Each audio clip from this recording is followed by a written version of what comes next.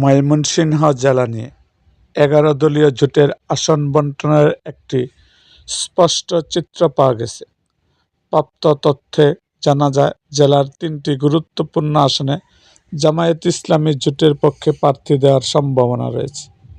এসব আসন হল ময়মনসিংহ ৪ সদর, ময়মনসিংহ ৫ মুক্তাগাছা এবং ময়মনসিংহ ৬ ফুলবাড়িয়া। এসব আসন জামায়াত প্রার্থীরা ১১ দলীয় জোটের প্রতিনিধি হিসাবে প্রতিদ্বন্দ্বিতা করবেন বলে জানা গেছে।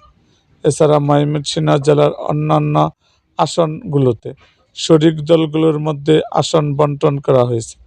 ময়মনসিংহ ১ ও ময়মনসিংহ ৭ আসন ইসলামী আন্দোলন বাংলাদেশের জন্য নির্ধারিত হয়েছে। ময়মনসিংহ ২ আসন পেয়েছে বাংলাদেশ খেলাফত মজলিস, ময়মনসিংহ ৩ আসন নেজামে ইসলাম পার্টি এবং ময়মনসিংহ ৮ ও ময়মনসিংহ ১০ আসন liberal Democratic party LDP, Mymensingh ৯ আসন বাংলাদেশ ডেভেলপমেন্ট পার্টি এবং ময়মনসিংহ ১১ আসন জাতীয় নাগরিক পার্টি এনসিপির জন্য বরাদ্দ রাখা হয়েছে।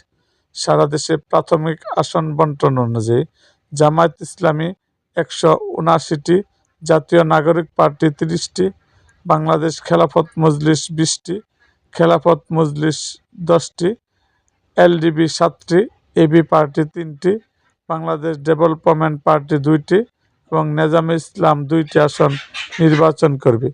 এই হিসাবে এখন পর্যন্ত মোট 253টি আসন সমঝোতা সম্পন্ন হয়েছে।